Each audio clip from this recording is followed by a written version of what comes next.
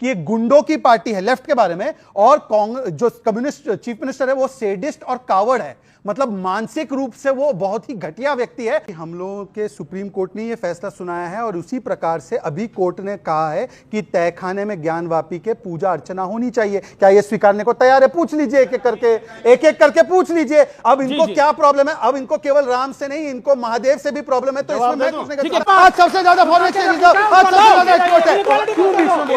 इन्होंने जो चुनाव के साथ खिलवाड़ करना शुरू किया है, इन्होंने जो जनतंत्र के साथ खिलवाड़ कैमरे के अंदर पकड़े गए, जिन्होंने शराब में घोटाला, शीश महल में घोटाला, बस में घोटाला, कक्षा में घोटाला, यहां तक कि मोहल्ला क्लिनिक के ड्रग्स और दवाई और टेस्टिंग में भी घोटाला किया। हेलो फ्रेंड्स, आज के डिबेट का टॉपिक है जनता के सवालों से घिरे पैनल में मौजूद मेहमानों ने पूरे आंकड़े के साथ जवाब दिया।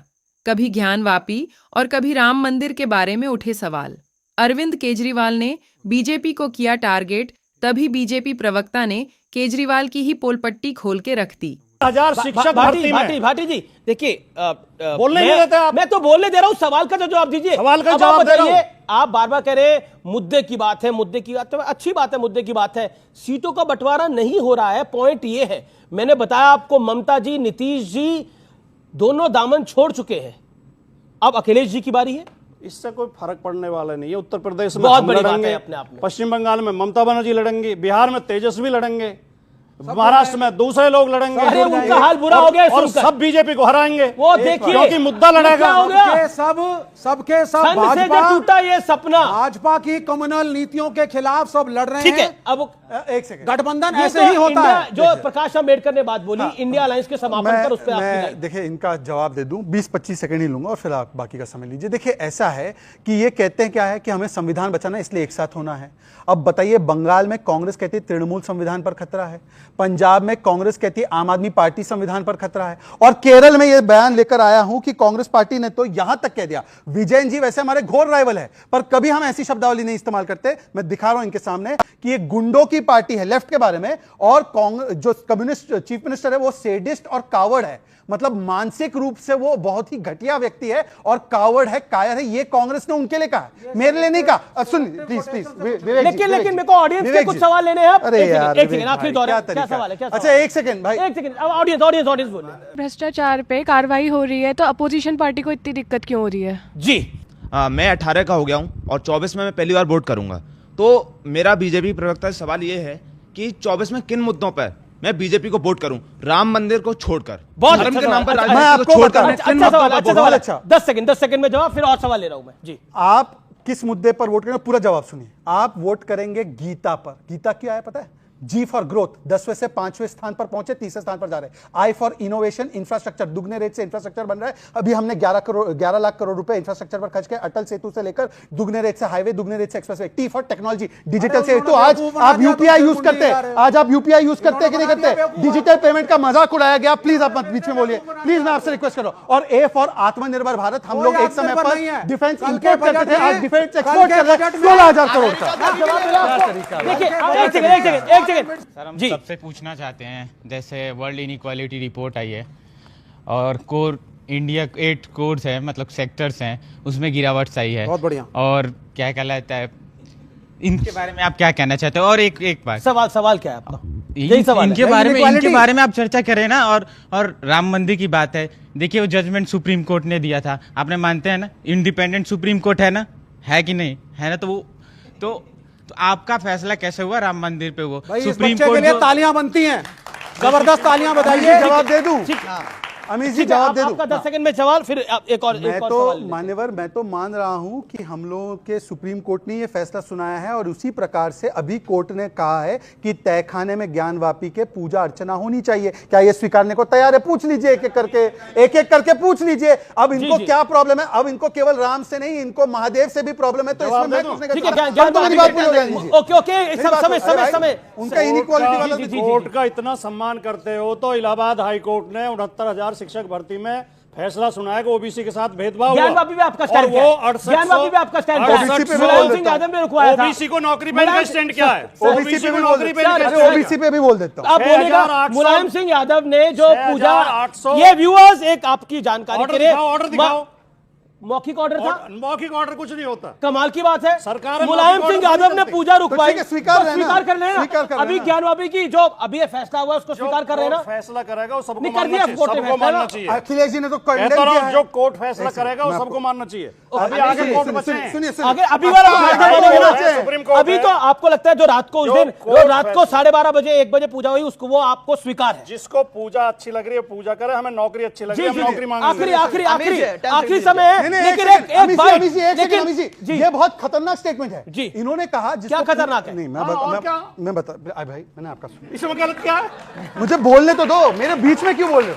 आपको नमाज इन्होंने अच्छी अभी लग रही है, कहा नमाज पढ़ो। उन्होंने अभी कहा कि पूजा जिसको अच्छी लगे वो पूजा करे, नौकरी दोनों साथ साथ नहीं चलते। मेरी बात सुनिए, नौकरी पर जाने से पहले अधिकतम लोग जो है पूजा करके जाते हैं। मैं बताता हूं उसका कारण क्या है। ये लोग बार बार कहते हैं ना राम और विकास एक साथ नहीं चल सकते। जब तक विवादित ढांचा था तो हमारा $1 बिलियन फॉरेन एक्सचेंज था, हमारी अर्थव्यवस्था 2 या 3% पे ग्रो करती थी, हमारा डेट था और हमारा हाईएस्ट इन्फ्लेशन था। आज जब राम मंदिर बन रहा है तो 10वें से 5वें स्थान पर अर्थव्यवस्था पहुंची है। आज सबसे ज्यादा फॉरेन एक्सचेंज रिजर्व, आज सबसे ज्यादा एक्सपोर्ट है। क्यों बीच में बोलते हैं? देखिए आप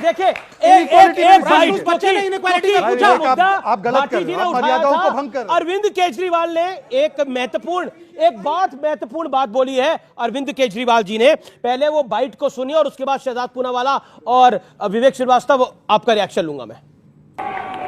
इन्होंने जो चुनाव के साथ खिलवाड़ करना शुरू किया है, इन्होंने जो जनतंत्र के साथ खिलवाड़ कैमरे के अंदर पकड़े गए, अगर ये चंडीगढ़ जैसे छोटे से चुनाव में इतनी बड़ी गड़बड़ कर सकते हैं तो जाहिर है लोकसभा के और विधानसभा के चुनाव में तो पता नहीं कितनी बड़ी गड़बड़। शहजाद माफ करिए, शहजाद पूनावाला इस बात का जवाब जो अरविंद केजरीवाल ने बोला है।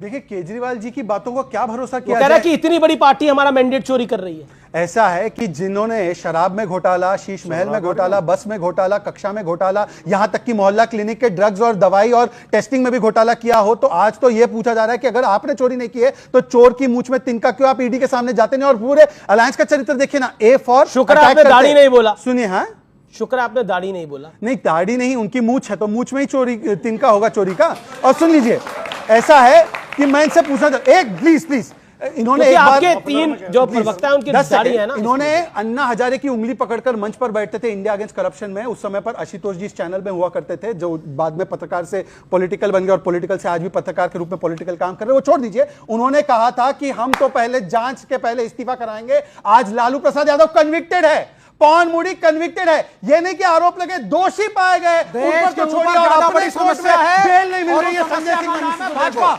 अच्छा लालू यादव कन्विक्टेड है कि नहीं है? सबसे बड़ी समस्या अच्छा ये भाजपा बताइए विवेक जी, 10 सेकंड में जवाब, लालू यादव कन्विक्टेड है कि नहीं है? देखिए कन्विक्टेड हैं तो बस मैं तो उनके साथ आप है कि नहीं है? सुन लीजिए उनके साथ आप है कि मैं नहीं है? इन्हीं अरविंद केजरीवाल को कोट करूंगा।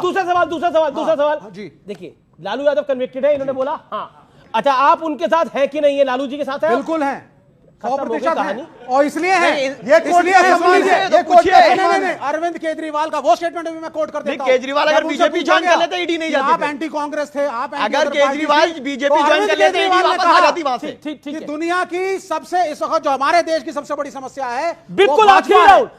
राउंड, आखिरी एक मिनट ज्ञानवापी के ऊपर आपका क्या कहना है? इनइक्वालिटी पे कोई उत्तर ज्ञानवापी नहीं के ऊपर है। आपका क्या कहना है?